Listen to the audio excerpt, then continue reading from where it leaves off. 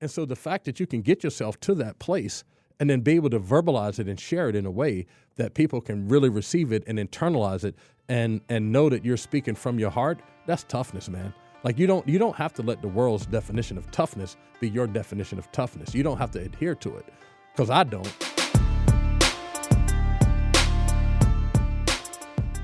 What up, fam? Welcome to Big Ray's Garage Grind Mental Health Edition, presented by the Mindful Therapy Group. I'm your host, Big Ray, and it is great to be back on the mic today. It is, I'm not sure when this may air. I don't think it's going to air before Thanksgiving, but it is a few days before Thanksgiving. And so to everyone out there, I want to say have a great, happy Thanksgiving. Enjoy your family and your friends and the food and all the festivities that come with it. The Seahawks will be playing on Thanksgiving Day versus the San Francisco 49ers. So let's say a few prayers and thanks and gratefulness for them.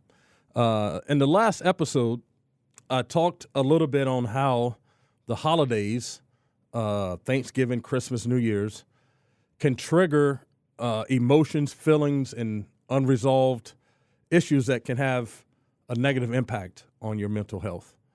And I suggested that you be proactive in how you approach this time of the year, finding a therapist to talk to, or a good friend to talk to, or your pastor to talk to, or someone that you can talk through some of these things with, so that if you know you're going into a situation where you're going to be triggered, you can kind of come up with a plan.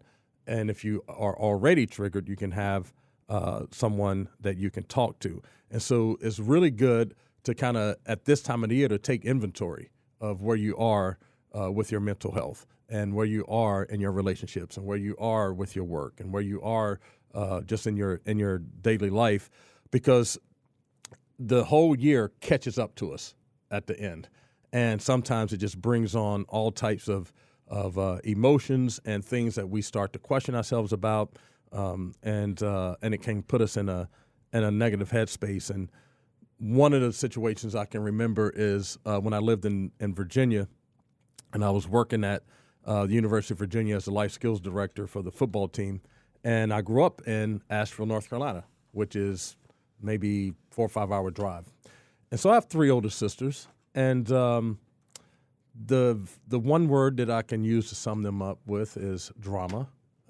And so they wanted me to come home for Thanksgiving. And so I was like, okay, like I'll go home for Thanksgiving. I'm going to go see my family, go see my nieces and nephews and all my friends and things. But in the back of my head, the drama that my family brings was just always there. And so I was like, man, like I'm not really sure if I want to go. And so I went and talked to my pastor about it. And I said, hey, Pastor Washington, like I'm about to go home. I want to be there for Thanksgiving. I want to enjoy my family and all these things. But, man, the drama that they bring, I just don't know if I'm up for that. And I was on my way. I was driving to North Carolina. I had pulled over on the side of the road and called my pastor. And so he gave me 2 strategies or 3 that were very, very simple. Pastor Washington's a very simple dude, but he gave me something that I could use as a resource, as a tool, as I was there. And one, he said, put a time limit on how long you're going to spend. I have 3 sisters, so I had to go to each house. So put a time limit on how long you're going to stay at each house, so that you kind of minimize the chances of the drama happening, or that you've been a part of the drama. And then the second thing he said was to show up not feeling like I have to fix everything. And that was probably the most important thing that he told me, because I'm the youngest in my family, but I'm the most accomplished in my family. And then they always look to me to fix things or solve the problem, or, whatever it is. And that's a big burden to carry a lot of times. And so when I get into that situation, I fall right into that role. And but it's very draining. And so he was like, don't feel like you have to fix everybody. Like if they're having problems, you can shake your head, nod your head, and keep it moving, and let their problems be their problems. And then the third thing he said is to remember why you're there, and that is to spend time and enjoy your sisters. And so just being able to take those 3 little strategies with me when I went home allowed me and gave me the space to engage my sisters and my family and have a great time. because it was around the holidays and a lot of stuff came up. And, both my parents had passed at that point. So even thinking about those types of things coming up.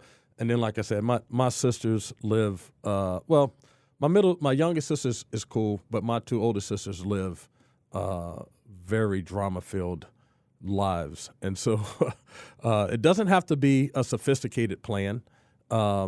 And it doesn't have to be a super involved plan. It doesn't have to, but it has to be something that kind of gives you something to kind of fall back on. So that when you feel those moments coming up, when you feel that pressure, or you feel, are you starting to feel like you're getting a little anxious or stressed or whatever, have something that you can fall back on. And the reason I like this idea is, I don't know if you guys remembered, but when we talked to Doug Baldwin, and it was the first time I thought about it this way, even though I had done it, but is that he was proactive in his approach to his mental health when he retired from the NFL, because he was so used to being in the locker room where you express yourself physically, and a lot of times raising your voice, and it's loud, and it's machoism and muscles and people banging into each other and fighting and all this other kind of stuff. And but he was going home to a house full of women, and he knew that he couldn't take this same type of approach to raising his daughters and being around his wife more. So he did some work beforehand to kind of reset his thinking, reset his way of doing things and solving problems and thinking it through, so that he wasn't bringing that type of stuff home with him. And so I was like, man, that's pretty interesting, because a lot of times people address their mental health from a reactionary place. So you've experienced some type of trauma, or you've experienced some type of adverse situation, and then from that you're trying to manage your mental health. But Doug did it in a way that he got out in front of it, and I think that was, even though I had done that before, I never specifically called it out, and he specifically called it out. So that's what I'm doing right here, right now, is calling out for you to be intentional about how you're approaching the holidays, because then, even with all the other stuff, that's the family time, the memories that you'll have, the looking back at old pictures, there's family that will or will not be there this year that was there last year, or what have you. And then you throw on top of that, like some people get their drink on, and alcohol takes us to a whole other place, or what other type of substance that you're using to kind of alter your mood. And so then those things can stockpile, and it can become a problem. So you have to prepare in a way that you can recognize when those things are happening, and then have a plan for how to do that. And if you are looking for someone to speak to, and you don't have that friend or the pastor or the aunt or the uncle or the brother or the sister or the parent or what have you, our sponsor, our title sponsor for this podcast, the Mindful Therapy Group, does a great job of matching you with folks that can kind of respond and have the conversation the way that you need to have it, so that you can find healing. And you can find them at the mindfultherapygroup.com. And so during the holiday season, it can be tough and on you emotionally and mentally. And sometimes we find ourselves kind of lost in the fog, and you're not sure, who or what to celebrate, because the stories that we're telling ourselves in this fog can sometimes not be true, right? So we sometimes get into our feelings, or we've been triggered, and we start telling ourselves a story, and in our minds, the story feels really real, and everything we say about it feels really true. And so you're in this kind of a fog place. And then if you look at psychology and mental health and therapy, there's a concept for that called cognitive distortions. So basically, you're giving yourself information that is not the full all out information. And so when we do that, it doesn't allow us to enjoy the moment. It doesn't allow us to be present. It doesn't allow us to take things as they are. It doesn't allow us to engage the facts of the matter. And so sometimes, this fog can take you to weird places. When I was in therapy after the Impact program up in Michigan, that was probably my main issue was this cognitive distortion thing. When I got divorced, it was probably the most impactful thing in my life because I had always prided myself on being the best husband and the best father and all these kinds of things. And then here I am with my family broken apart. And so I never really got over that. And so that's how I always saw myself, through that fog, as this dude who failed his marriage, failed his kids, and had just become like a loser in everything I did. Like up until my divorce, there was nothing you could tell me I couldn't do. Like I came from really nothing. I came from a really poor family. My mom and dad probably made $10,000 combined. We had 6 or 7 people in a 600 square foot house, like no hot water, all this stuff. And so I overcame a whole lot of stuff to get to where I got to, and then it seemed like it all came crashing down when I got divorced. And from that point on, it was really hard for me to find my way, to find my confidence because of the story I was telling myself. And so it is important then to find the facts of what's going on in your life, and it's important that you start to challenge some of these thoughts that you have. Like I used to go to places where, I would look at myself and I'm just like, man, like here I'm alone. Nobody loves me. My kids, don't love me, don't want to engage me. I'm unlovable. I haven't accomplished anything. Like all these types of things kind of came into my space, and that can happen as you're kind of winding the year down. As you're starting to wind the year down, all the holidays are kind of stacking up against you. You can start to go to these places where you start to tell the story. Like even if you look back over the year, like man, like what have I done this year? And you start looking at it from a negative perspective. Like I didn't get this thing done. I said I was going to do that. I need to lose weight. So then we have all the New Year's resolutions that happen and all that kind of stuff, because those are responses to usually what we feel like we didn't do the year before. And so you're trying to get back on track with these New Year's resolutions. And those always tend to set us up for failure. And so as you're starting to walk yourself to this fog, you have to find a way to walk yourself out of the fog and out of the darkness. And that's what I needed to do for myself. I found myself in the darkness and in the fog so much that I was curled up on my couch crying like every single day. Like I work for Special Olympics. I have Zoom calls every day. And between every Zoom call, if I had 10 minutes, 15 minutes, 30 minutes, an hour, 2 hours, it didn't matter. I would just hang the phone up, get on my couch, curl up in the ball, and that's where I was until the next call. And I came and put my happy face on and did the whole thing. But the story I was telling myself is that I was just kind of worthless. And I like, what is it that I was bringing to the world? And I didn't feel like I was bringing anything of value because I was telling myself this story of my failure. And so when you get to the end of the year, like I said, and you're around all this family and it's bringing up all these memories, and you're starting to think about what you did or didn't do throughout the year, what you need to do and what you want to do the upcoming year, man, it can sometimes get you into a place where you're just kind of lost in it, where you're just in the dark and you're trying to find your way out. And when you're in the dark, nothing really makes sense. It doesn't matter what people say to you.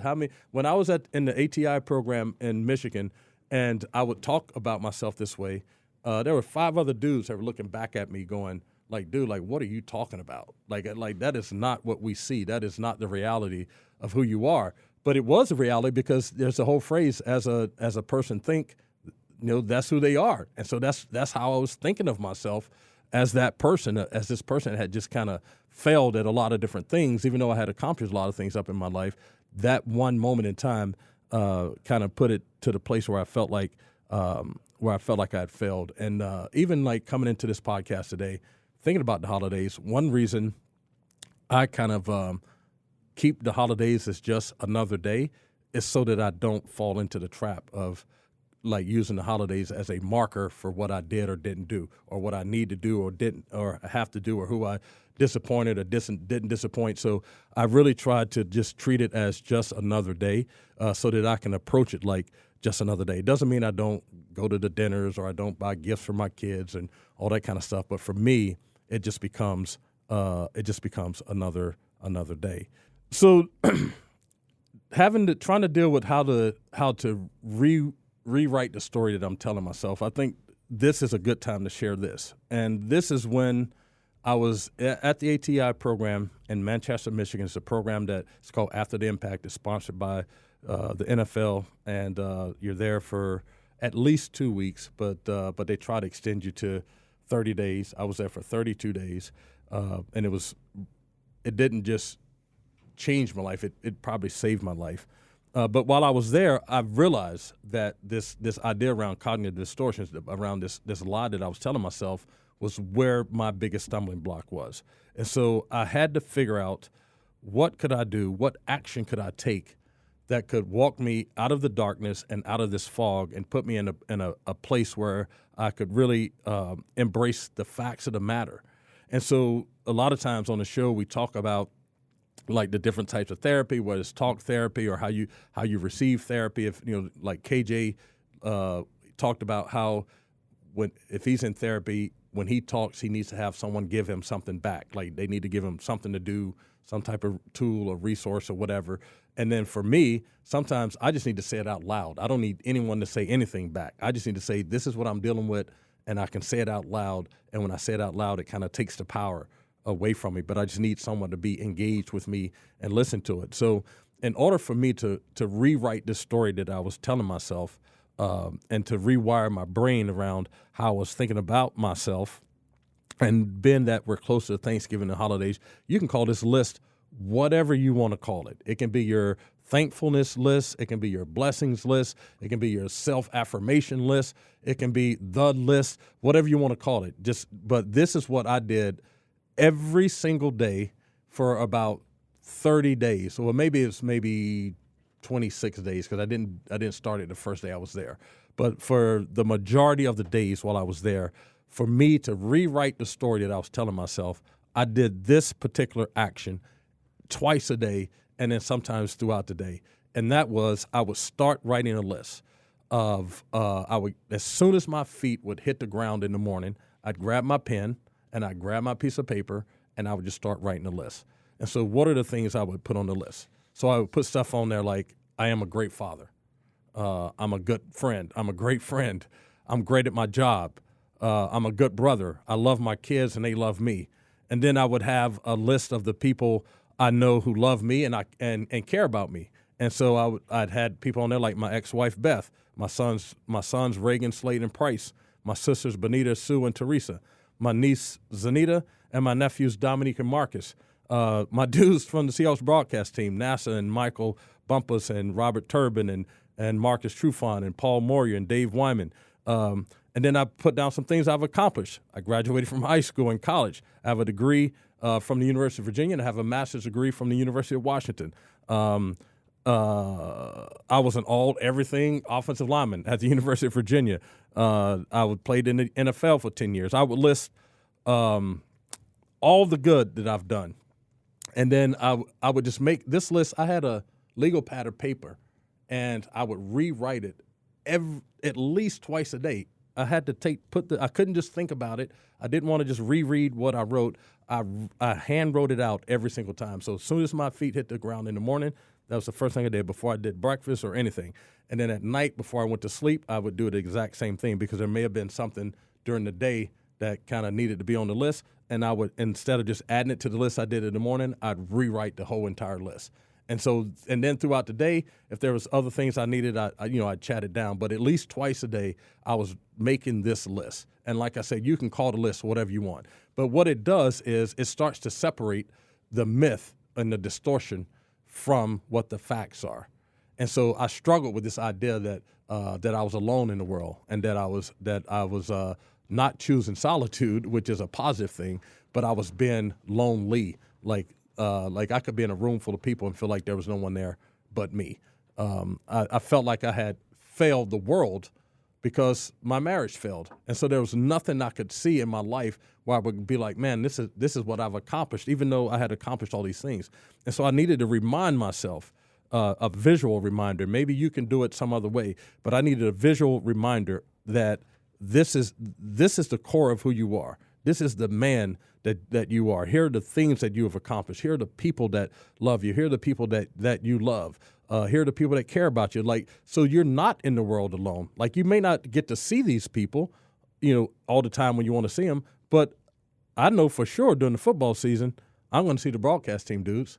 Like, I'm going to see them every single week. And so I'm not alone in that. I know that my son has to drive past my house to get to school every morning, and he stops by on his way home. So I know I'm going to get to see him. I needed to be more intentional on, I have kids that were 18 and above, so they have lives too. And so I couldn't just expect them to just jump into my life all the time. So I had to get a little bit more intentional on how I scheduled time with them, because they wanted to spend the time with me, but I just needed to get on their calendar. And it sucks that, like, I'm your dad and I did all these great things for you and I have to get on your calendar, but you got a calendar and it's full and I need to get on it. And so I needed to take responsibility for that and just be a little bit more intentional about that. And so then it started to bring down these lies that I was telling myself, and then I can fill it back up with the facts. Even in the things that didn't go well, there's a chance to go back and look at that and separate the facts from what the fiction is, so that you can process that properly.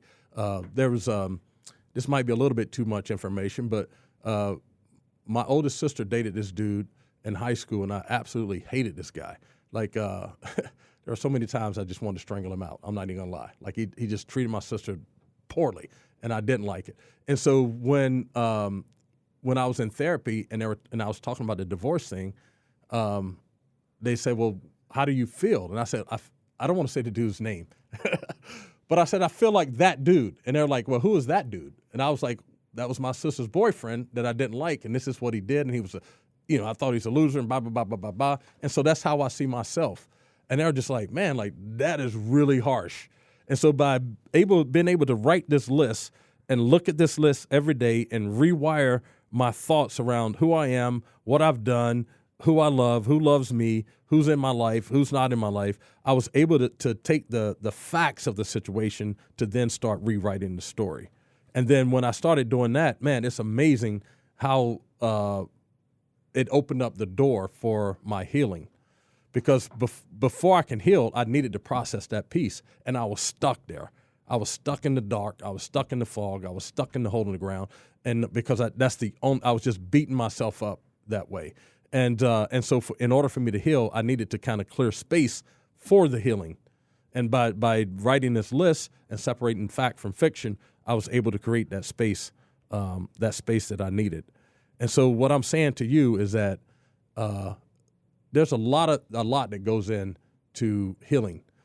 So there's therapy, there's medication that you can take, there's exercise and all those types of things, eating right and all that stuff. But there are actions that you have to take. There are some people that I run across and they go like, "Oh man, like, I've been going to therapy and taking the medication and nothing's changed." And I'm like, "But what are you doing outside of that? Like, what other actions are you taking that is helping to promote your healing or giving you space to heal?" It's not a thing that you kind of go talk to the therapist and when you walk out the room, all of a sudden the day is going to be brighter. A lot of times when you walk out the room, like, you're feeling probably a little bit worse than how you felt when you walk in, because you got to entertain some really tough stuff. You have to have some tough conversations, and then all of a sudden your hour's up. And then you're like, "What, I got to leave now?" And so you have to find actions that you can take that will give you the space that you need, and give you the information that you need, and rewire your brain and rewire your thoughts and give you new data to work from, so that you can then create the space for the healing. And like I said, if you're looking for someone to do that with, the Mindful Therapy Group is a great place to do that with. They're the title sponsor of the podcast. And the Mindful Therapy Group is based in the Pacific Northwest. It's a diverse group of qualified mental health providers offering both in-person and virtual care. Whether it's talk therapy or medication management, you can book your first visit within 1 week. Visit mindfultherapygroup.com to start your journey to better mental health today. And like I've tried to say this on most of the most recent podcasts, man, this is a great organization to reach out to, because they have a roster of maybe 1,000 therapists, and these days a lot of the therapists are getting are so booked that you can't even find someone to get to. But with 1,000 therapists on their roster, they have an opportunity to find someone. And then the other piece that they do is this idea around matching. like you have like an interview process that you go through as you're coming into the program, and then they find enough information, start trying to find the best therapist to match you with. Having said that, just be aware that a lot of times it may take you 1 or 2 therapists to go through before you find the person that you connect with, and the connection is important in therapy. If the connection isn't there, then there's nothing wrong with saying, "Hey, this is not working. Can I try someone else?" The mindful therapy group is great at matching you up that way. So if you need a little help and you want to be proactive, or you're trying to respond to how you've been triggered, visit themindfultherapygroup.com and let them help you out. I was going to talk a little bit today about this idea around perfection, but I didn't have enough time to wrap my brain around what the point is I wanted to make about it. I didn't know if I had the point really clear. So I also try to do with the podcast is be current with stuff. So the last episode, we talked about Caleb Williams and his crying in the stands and everyone's response to that. And so, it got me kind of fired up. If you guys saw or listened to it, I got really locked into it. So what I want to share with you guys today is that November, which was brought to my attention, is also a men's mental health month. And so having said that, the last episode I shared a little bit of information, but there's probably, and this was old, maybe like 1 or 2 years old data, but at that point, it was saying that over 6 million men per year suffer from depression. That's a lot of dudes. And I would tell you that the majority of those dudes are probably suffering in silence because of how our society views mental health and what it means to be a man, and the lack of support and encouragement that we have for men to seek mental health. And then of the things that men tend to suffer with the most, you have depression, you have anxiety, and stress. Also, this idea around bipolar, being diagnosed with being bipolar, and the onset of that is, but for men, it's between the ages of 16 and 25. So that is when bipolar tends to show up. That diagnosis tends to show up for men. So just be aware of the men in your life. Listen to the words they're saying, watch the actions that they're doing, and then show them some kindness and some care to kind of help walk them to, like we talked about with Doug and Cliff, their wives walk them to therapy. So if you're able to have a man in your life, whether it's a young dude, a middle-aged dude, older dude, whatever it is, and you see these types of symptoms of them kind of isolating, being irritable, like those types of things, like just check in with them and just see how they're doing, and then give them the space to feel what they're feeling. And then if you feel like there needs to be some more assistance, then maybe walk them to therapy, or like we talked one episode about being a guardrail friend, like the guardrails on when you go bowling, it keeps you from falling in the gutter, and so you're not actually doing the work, but you're kind of keeping them moving forward. So be a guardrail friend that way. But this last week, I was at a friend's. I'd never been to one of these before. Didn't know what they were, didn't know what it was all about. But it's called Friendsgiving. And I'm like, okay, like Thanksgiving is next week. Why are we doing Friendsgiving this week? I don't understand the concept of it. But all these friends came together and we had food. It was just like Thanksgiving. We had all the same food and everything. And we went around the table and everyone had to say what they were thankful for. Like, have a few minutes to talk about it. And the one guy that was there who he owns the house we were at, he said, he started his comments by saying, at home, my wife and kids think I'm a tough guy, but I'm not. At work, my colleagues think I'm this tough guy, but I'm not.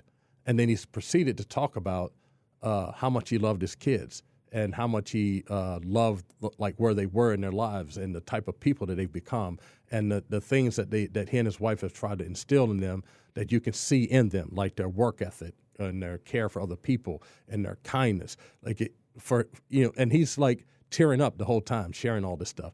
And then he starts talking about how much he loves his wife and what she means in his life and how they've been able to be partners and not being parents, and not just being parents and husband and wife, but in the work that they do, and then how they approach the community and all these types of things.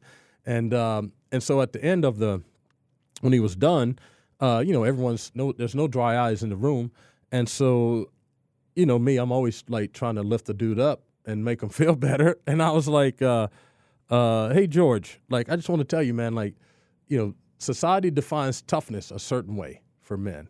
Like, and there is a certain amount of toughness. You got physical toughness, if you want to call it mental toughness, I call it mental flexibility. But there is space for that in your life. But everything that you just did was also toughness. To be able to, in front of a group of people, to be vulnerable, to say out loud to the people in your life how much you love them, what you see in them, how much you care about them, to be proud of the life that they're living, to be able to cry in front of people. It takes courage. It takes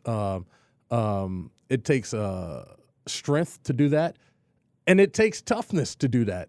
That is not easy to do. It's not easy to drop your guard like that in front of people when you're like the head of the household, or you're the captain of the team, or you're the CEO of the company, or whatever it is. If whatever role that you're playing in your tough dude physical self, man, those things are hard to do. And so the fact that you can get yourself to that place and then be able to verbalize it and share it in a way that people can really receive it and internalize it and know that you're speaking from your heart, that's toughness, man. Like, you don't have to let the world's definition of toughness be your definition of toughness. You don't have to adhere to it, because I don't.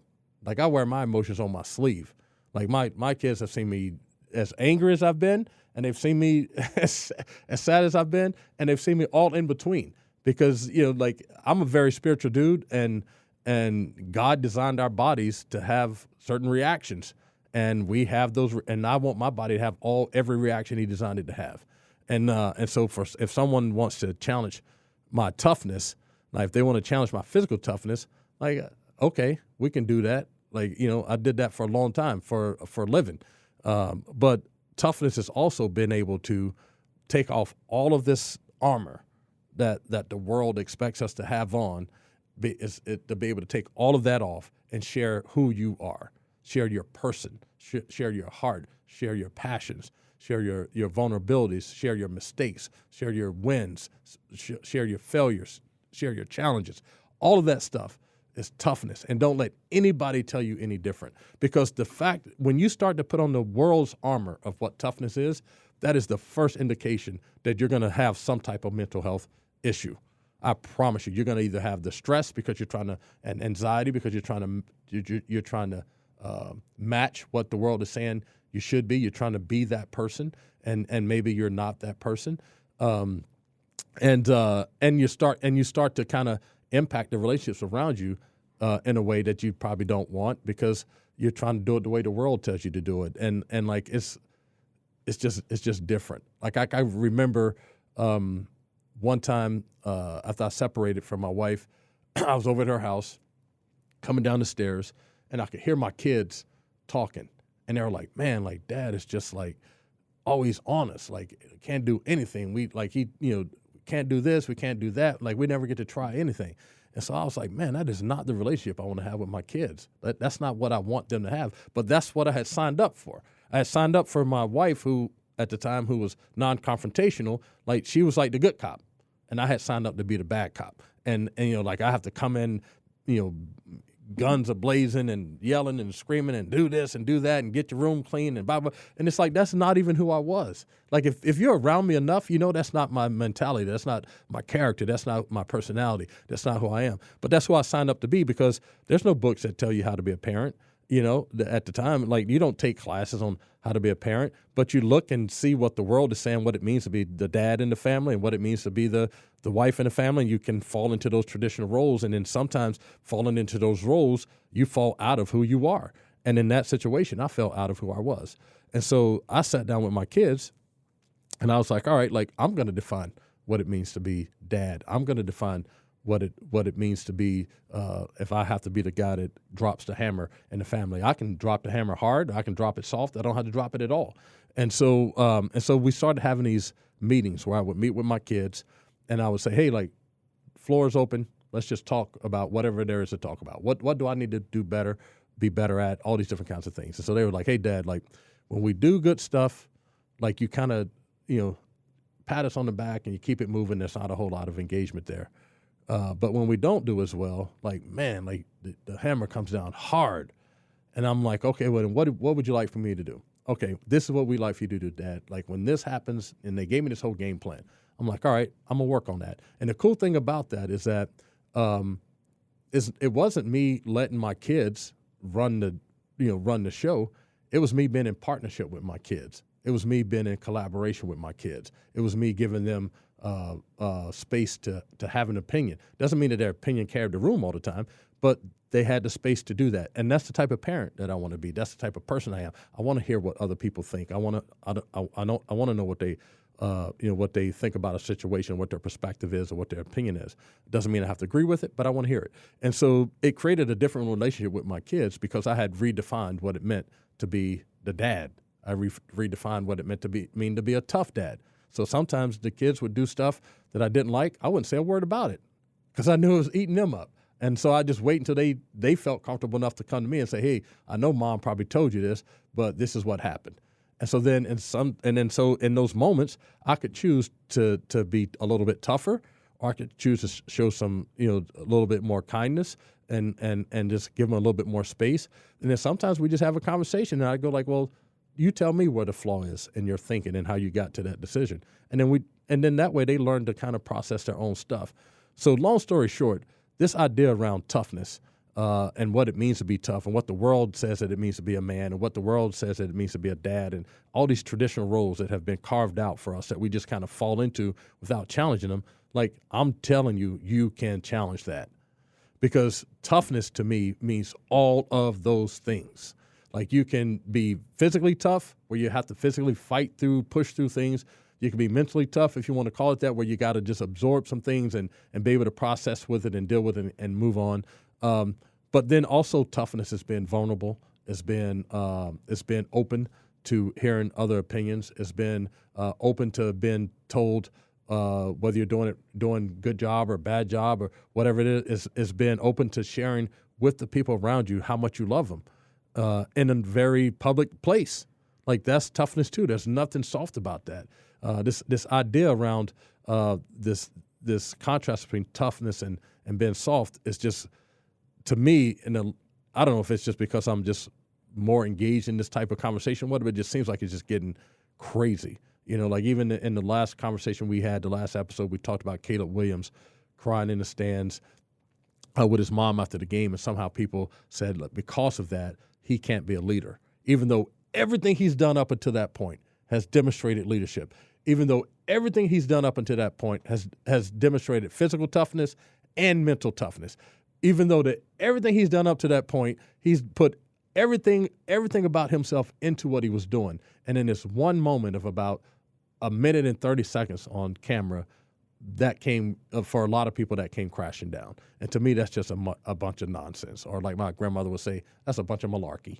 And because I just don't buy into that. I don't buy into it. And if you buy into it, and if you want to have a conversation about it, I'm always open to having conversations about it. But at the end of the day, there are